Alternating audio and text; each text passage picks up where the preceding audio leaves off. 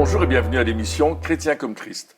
Aujourd'hui, nous allons voir le thème « Vivre l'Église ». Alors Christine, contente que tu es à nouveau avec nous. Mais ça me fait plaisir. Oui, il y a quelque chose que tu vas nous partager, qui va nous ouvrir la porte Voilà. à comment vivre l'Église aujourd'hui. Eh bien, on va d'abord rappeler que l'Église, c'est un corps, c'est le corps de Christ. Et dans Éphésiens chapitre 4, verset 4, il nous est dit « Il y a un seul corps et un seul esprit, de même que vous avez été appelés à une seule espérance par votre vocation, par votre appel. Il y a un seul Seigneur, une seule foi, un seul baptême, un seul Dieu et Père de tous. Il est au-dessus de tous.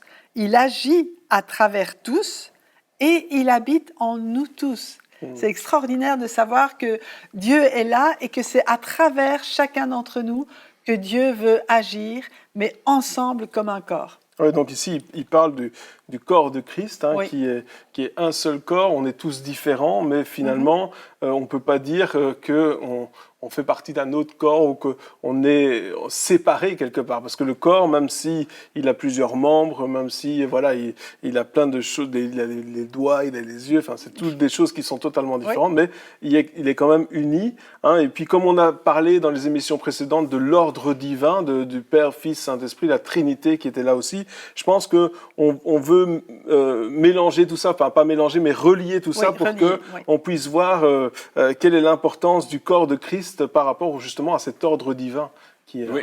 Et dans ce texte-ci, on parle du Père, du Fils, du Saint-Esprit qui fait qu'ils vivent dans le corps, et il nous dit que chacun d'entre nous, nous faisons partie de ce corps. On a une fonction dans le corps. Et dans mon corps, je ne suis pas qu'un œil ou qu'une oreille. Il y a plein de fonctions dans mon corps qui permettent que mon corps puisse vivre et qui puisse faire les choses qu'on fait tous les jours, travailler, manger, parler, voir, dormir. C'est des fonctions du corps humain. Et dans le corps de Christ, dans l'Église, c'est la même chose. Chacun d'entre nous, on a une fonction, et quand on fait bien notre fonction, le corps fonctionne bien.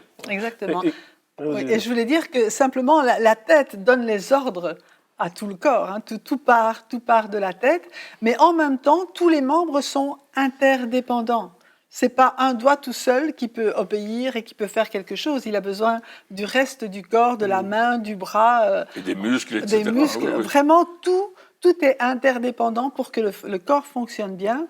Il faut vraiment qu'on soit en accord tous avec la tête, mais en accord aussi les uns avec les autres. Et c'est peut-être ça qui est le plus important, c'est d'être en accord avec la tête, parce que, par exemple, on sait, alors ici, lorsqu'on parle d'un corps humain, dans notre corps, il n'y a pas de division, dans le sens où la main ne va jamais dire j'ai envie d'être un pied. Je veux dire, dans notre corps physique, il n'y a jamais ce problème qui est là. Tout fonctionne correctement, on va dire que tout est naturel. Par contre, si on prend l'analogie avec l'Église, on voit des divisions. La réalité des choses aujourd'hui, c'est que on voit qu'il y en a qui disent non, moi je veux aller dans ce sens-là, je veux aller dans ce sens-là. Donc quelque part, c'est comme si ce qui normalement devrait être naturel, finalement ne l'est pas du tout. Donc il y a comme ce problème, ce problème qui est en dichotomie. Oh là là, c'est trop compliqué comme mot, entre ce que la Bible dit et la réalité de ce que nous vivons. Et je pense que la clé, en tout cas une des clés, c'est justement ce que tu viens de dire, c'est que si on est relié à la tête, eh bien, c'est parce qu'il est lié à la tête que le corps il fonctionne correctement. C'est parce que chaque membre obéit à la tête. Mais parfois, les ordres, et tout le temps, je veux dire, les ordres qui reçoivent la tête passent par d'autres cellules. Par exemple, le nerf, il part de la tête, mais c'est lui qui va, je vais dire, diffuser les informations au corps, enfin, les nerfs en général. Tu as le cerveau qui fonctionne. Oui, le cerveau, c'est la tête. C'est ça, oui. Et la Bible dit clairement que Christ est la tête de l'Église. On voit ça dans Colossiens, chapitre 1. Il est dit, il est la tête du corps de l'Église. Il est le commencement, le premier-né d'entre les morts, afin d'être en tout le premier. Car Dieu a voulu que toute la plénitude habite en lui.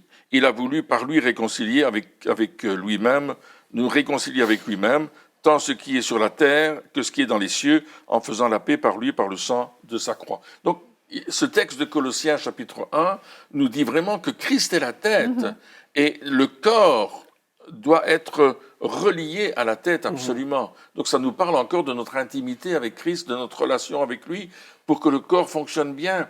Chaque partie du corps est reliée à la tête.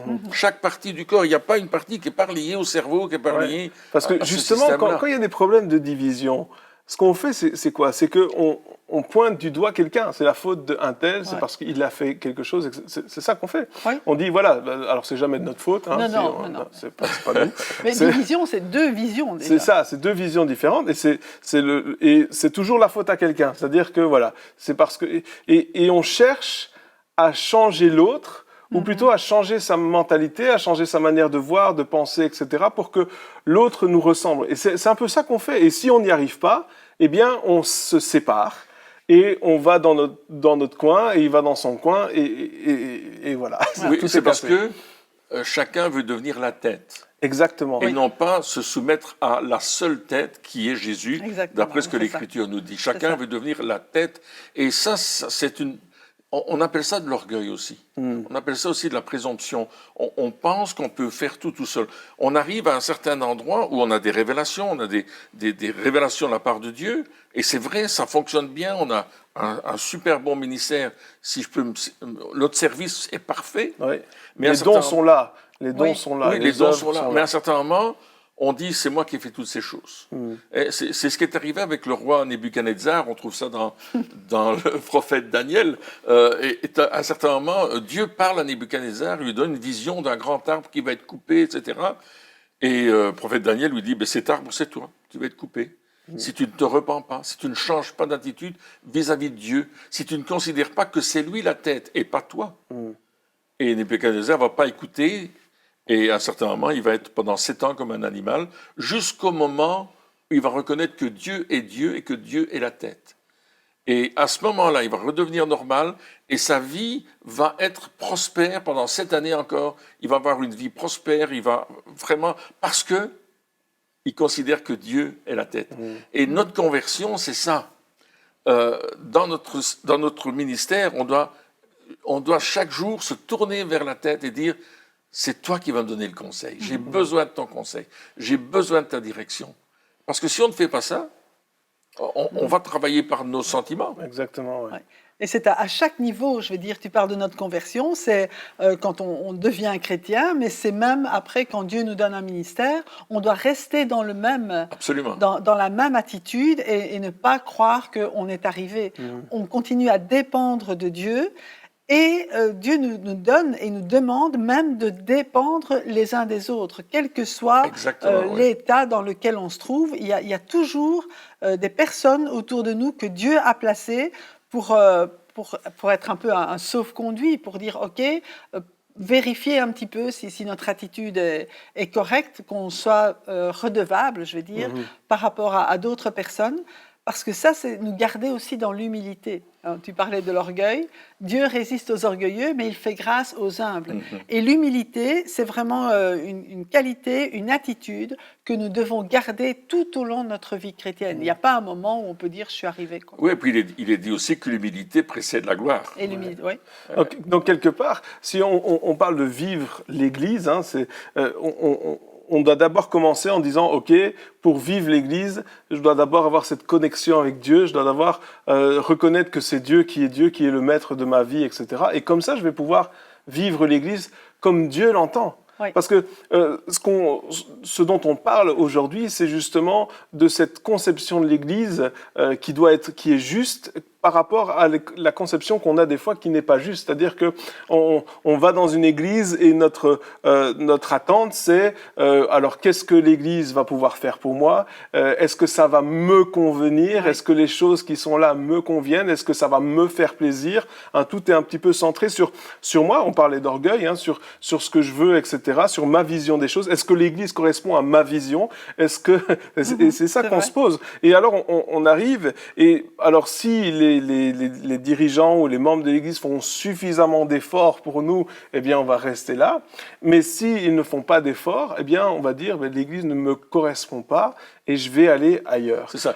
On vient pour se servir de l'Église et non pas pour servir l'Église. Ou plutôt servir Dieu. Oui, servir Dieu. Au travers de l'Église, Ouais. parce que c'est ça aussi, parce qu'il y a aussi un autre extrême C'est où vrai. justement il y a ce service dans l'Église ou de l'Église qui est extrême, c'est-à-dire que on va dans l'autre extrême, c'est tout est pour l'Église, l'Église est le centre. Alors c'est pas Dieu la tête, c'est l'Église la tête quelque part. Ouais, c'est la aussi, vision de c'est vrai. l'Église. Il y a les deux extrêmes, c'est elles vrai. sont là tous les deux. Enfin, Ouais, oui. Tout à fait. on voyage, on voit ces deux choses Ouais, là qui sont vraies. Et donc ça non plus c'est pas juste, parce qu'à ce moment-là c'est comme si l'Église est devenue, ou l'œuvre de l'Église est devenue le centre de notre vie, alors que quelque part nous sommes soumis à Dieu. Et si chacun dans l'Église, autant responsable, pasteur que membre d'Église, a cette vision de faire ce que Dieu veut, eh bien à un certain moment, à chaque fois qu'il y aura quelque chose de nouveau qui va venir, tout le monde va se dire « ouais, c'est ça ». Je sais, ça c'est vraiment ce que Dieu est en train de faire.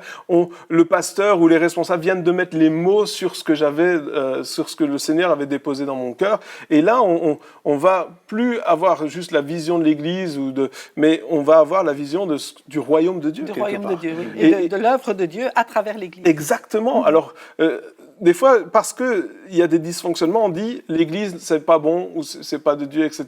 Ou alors, on va dans l'autre sens, on dit les chrétiens, ils sont pas bons, voilà. Et les membres d'Église sont pas bons. Mais si on arrive tous à avoir justement cette même relation avec Dieu, eh bien, on va pouvoir avancer ensemble et construire non une église, non un ministère, non une réputation d'église, parce qu'il y a de ça aussi. Aujourd'hui, des fois, on voit des églises, tu as l'impression que c'est un business et qu'ils font leur pub, etc.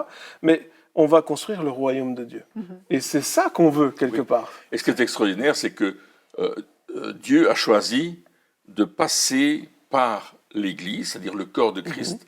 Et je voudrais rectifier une chose, l'Église, ce n'est pas un bâtiment. Absolument. Hein, c'est vraiment des hommes et des femmes, des jeunes et des moins jeunes, hein, les trois générations qui œuvrent ensemble. Et Dieu a choisi de nous faire confiance et de passer par nous pour impacter le monde, pour impacter la société, pour toucher les gens autour de nous. Bien sûr. Et ça, c'est le service que Dieu nous demande. Service égale ministère. Hein? Trop souvent, on a pensé que le ministère, c'est la personne qui était au micro et qui parlait, qui prêchait. Mais le ministère, c'est pas ça. Le ministère, c'est le service que je vais rendre à mon Dieu, pour mon Dieu, parce que je veux servir Dieu et je vais le faire à travers l'Église. Je vais prendre ma place et je vais la faire correctement. Et c'est moi qui vais me donner à Christ. Absolument. C'est moi qui vais me donner pour que le corps fonctionne. Et nous sommes tous appelés, chrétiens, nous sommes tous appelés à servir de cette manière-là. Et c'est extraordinaire. Oui, parce que quelque part, on doit avoir cette attitude de serviteur, mais servir quelque chose qui nous dépasse. Oui. Se servir en disant, voilà, c'est pas mon œuvre, je ne construis pas ma réputation, je ne construis pas mon ministère, mon but n'est pas d'avoir un titre, hein, on en a déjà discuté précédemment, mais je sers parce que je fais partie, je veux vivre cette vie de l'Église, du corps de Christ, et je veux faire partie de ce corps, et donc je vais me connecter à Dieu. Et quand je me connecte à Dieu, eh bien, Dieu va me demander de faire des choses et je vais obéir. C'est ça. Et en fait, Jésus a dit lui-même, il a dit à l'apôtre Pierre, « Je bâtirai mon Église ». Et on voit dans Éphésiens chapitre 4, les versets 11 à 13, il nous dit que c'est lui, donc c'est Jésus qui a donné les uns comme apôtres, les autres comme prophètes, les autres comme évangélistes, les autres comme bergers et enseignants. Et il l'a fait pour former les saints, donc les chrétiens, aux tâches du service en vue de l'édification du corps de Christ, jusqu'à ce que nous parvenions tous, et j'insiste sur le tous, à l'unité de la foi, de la connaissance du Fils de Dieu, à la maturité de l'adulte, à la mesure de la stature parfaite de Christ. Donc ce qu'on voit, c'est que Jésus, il bâtit son Église, et pour cela, eh bien, c'est clair qu'il a formé, il a il a choisi des personnes particulières qu'il va donner à l'Église. Quand on parle des ministères dons, ce sont les personnes elles-mêmes qui sont des cadeaux de Dieu, qui se sont donnés à Dieu. Et donc on parle de serviteurs. De serviteurs. On ne parle pas de stars. On ne parle pas de stars. On parle de gens qui se sont d'abord eux-mêmes donnés à Dieu. Mm-hmm. Et que Dieu va pouvoir utiliser, non pas pour se servir, pour qu'ils se servent eux-mêmes, mais pour qu'ils puissent servir l'Église, pour qu'ils puissent édifier tous les croyants d'une manière ou d'une autre, avec chacun les dons, les capacités qu'ils ont reçues, pour que l'Église, le corps de Christ, tous ensemble, tous les chrétiens puissent faire l'œuvre, puissent être capables eux-mêmes de servir et d'accomplir l'œuvre à laquelle Dieu les a appelés et de faire avancer le royaume de Dieu. Oui, et ce que j'aime dans le texte que tu as lu, c'est que on arrive à la mesure de la stature parfaite de Christ, c'est-à-dire que quand nous accomplissons correctement le service pour lequel nous sommes appelés, l'Église doit refléter Christ. On doit voir Christ. Ouais. L'Église, c'est Christ. Et les gens doivent... La stature parfaite de Christ, c'est de voir Christ dans le corps. Absolument. Et c'est pour ça qu'il est dit que lorsqu'on parle de prophétique, etc., il dit quand quelqu'un va arriver qui n'est pas chrétien, il va entendre une parole qui va révéler son cœur, et son cœur va être touché, et là il va demander pardon à Dieu parce que justement son cœur aura été dévoilé, ses pensées auront été dévoilées, et il saura que Dieu est réel et qu'il s'intéresse à lui, et qu'il est là, qu'il est présent. Ouais. Et donc, quelque part, le but de l'Église, c'est pas juste de se faire du bien, parce que c'est chouette de se faire du bien, mais le but, c'est justement, lorsque quelqu'un arrive, il voit Jésus, il rencontre Jésus, et c'est ça que les gens ont besoin. Et puis, les pasteurs, prophètes, apôtres, les 5 ministères dons, ils sont là justement pour former. Oui. C'est ça qui est intéressant, parce qu'ils ne sont pas là pour être des stars, comme on l'a dit déjà, mais ils sont là pour former les autres. Et former les autres, ça demande de l'humilité quand même. Ah oui. Parce que lorsqu'on forme quelqu'un, le but, si on est un bon professeur, c'est que la personne que l'on forme puisse aller plus loin que nous. Exactement. C'est ça le but. C'est d'élever la personne que l'on forme, de la pousser à aller plus loin, de l'élever plus haut que nous. C'est ça le but. Ouais, ouais. Et des fois, on voit, évidemment, il y aura toujours des choses, des mauvais fonctionnements où les formateurs écrasent ceux qui sont formés pour que surtout ils ne dépassent pas, mais ça n'a pas de sens. Un but d'un ministère, c'est que ceux qu'on a formés nous dépassent, qu'ils aillent plus loin, qu'ils aient une relation plus grande avec Dieu encore, qu'ils aient une vision plus élargie, enfin peu importe, c'est vraiment ça le but. Et en tant que ministère, on a ce devoir justement de dire « je ne vais pas juste enseigner, je ne vais pas juste prêcher, mais je vais former ». Et il y a quand même une différence, non, entre former et juste enseigner. Et pour former, il faut se donner. Mm-hmm.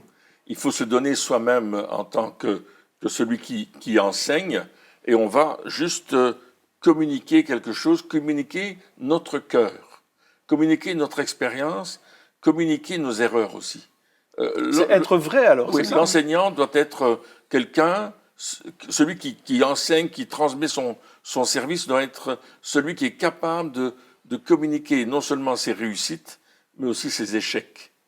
Et on voit ça d'ailleurs avec Élie et Élisée, où ils vont marcher ensemble, et ils vont apprendre ensemble, et on voit qu'au début, le prophète Élisée, il va verser de l'eau sur les mains d'Élie, il va être à son service, parce qu'il va le voir faire. Donc, on n'enseigne pas une théorie biblique quelconque, on va démontrer ce qu'on enseigne. On va le démontrer par des choses pratiques. On va être l'exemple. L'enseignant, c'est l'exemple, comme Jésus a été notre exemple. Qu'est-ce qu'il a fait, Jésus, avec ses disciples? Il était un exemple partout où il est allé. Il était un exemple pour la guérison, il était un exemple pour l'enseignement, il était un exemple pour prendre soin, il était un exemple pour prophétiser, il était un exemple pour encourager. On voit dans tout le ministère de Jésus, le service de Jésus, qu'il est l'exemple suprême qui va aller jusqu'à se donner à la croix. Et donc, pour ceux qui l'enseignent. Donc ça veut dire justement que lorsque ceux qui sont en place au niveau des ministères, etc., ont cette attitude de donner, d'élever, d'avoir le but que la personne puisse aller plus loin. Alors, si maintenant on parle de soumission, c'est un terme qu'on n'aime pas trop, mais qui pourtant est divin et qui pourtant est bon et positif, eh bien, lorsque je sais que la personne qui est là, que Dieu a placée en autorité, à qui est là pour m'aider à aller plus loin, lorsque je sais que son but, c'est de m'élever pour que je m'approche plus près de Dieu, alors à ce moment-là, la soumission va être facile. Enfin, facile. C'est jamais facile d'être soumis. Non, mais elle aura un sens. Elle aura un sens. C'est pas comme une dictature où on fait ça quelque part pour servir l'autre, mais je sais que je sers Dieu. Et donc, comme je veux être soumis à Dieu, je vais avoir plus facile à être soumis. Je vais faire avec joie. Oui, aux personnes qu'il a mis. Et ça va être un bonheur pour moi d'aller à la rencontre, d'écouter l'enseignement. Ça va être un bonheur. Je veux pas le manquer. Je veux absolument être là. Mon cœur est de servir. Si on m'appelle, je suis prêt à servir, même si c'est jour ou la nuit. Je dis oui, je vais le faire. Je suis prêt.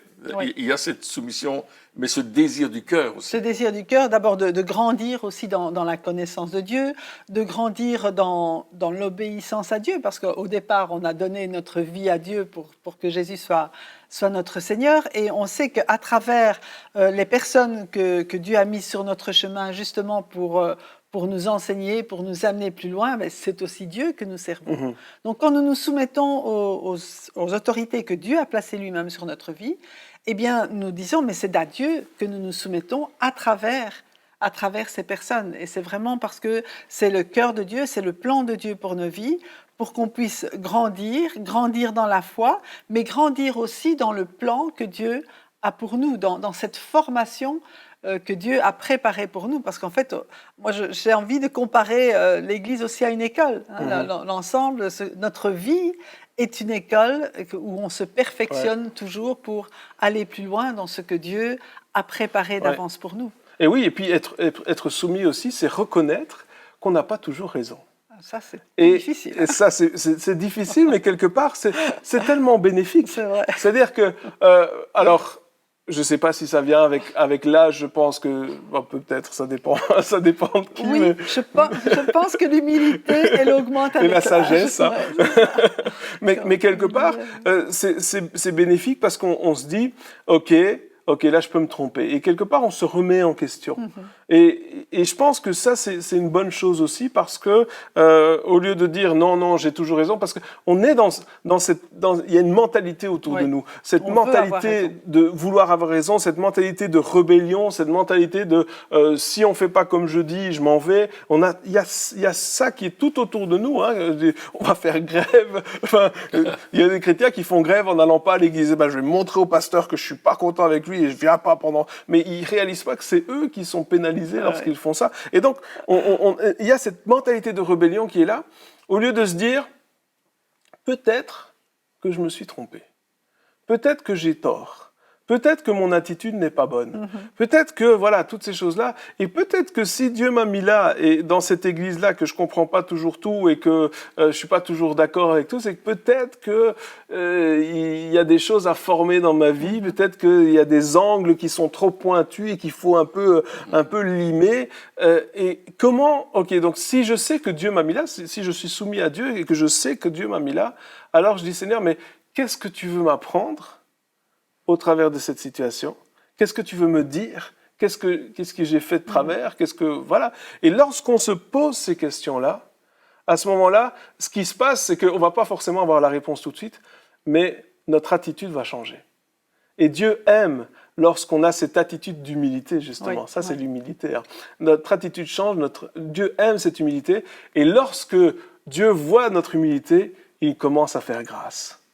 Il commence à faire grâce, il commence à nous toucher, il commence à nous montrer des choses. Et là, notre vie commence à s'épanouir. Mais d'abord, on doit se dire, OK, jusqu'à maintenant, j'étais persuadé que j'avais raison et que toute la terre entière avait tort. Mais aujourd'hui, je veux me remettre en question. Et peut-être qu'on a raison. Mais peut-être que sur un point ou sur un autre, mais peut-être aussi que on a des choses à apprendre. Et c'est ça la vie de l'Église. Et se remettre en question, c'est toujours quelque chose qui se passe à l'intérieur de moi-même. Je vais me mettre devant Dieu et je vais me poser des questions. Et je pense que ces questions-là, il faut se les poser souvent. Qu'est-ce que j'ai fait qui est bien? Est-ce que j'atteins l'objectif pour lequel j'ai un service? Est-ce que je l'ai bien fait? Est-ce que je peux le faire mieux? Et il y a cette attitude de cœur qui est importante. Je ne vais pas juste faire ma tâche, le travail que je dois faire, mais je vais faire plus loin, je vais faire plus. Ouais. Je vais faire beaucoup plus parce que je sers le Dieu vivant. Ouais.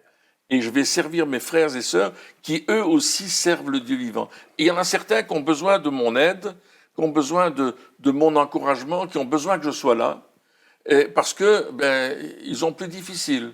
Alors je vais les aider, je vais être avec eux, je vais prendre du temps, je vais juste les aimer, comme Dieu me demande d'aimer. Parce que le service, c'est une question d'amour.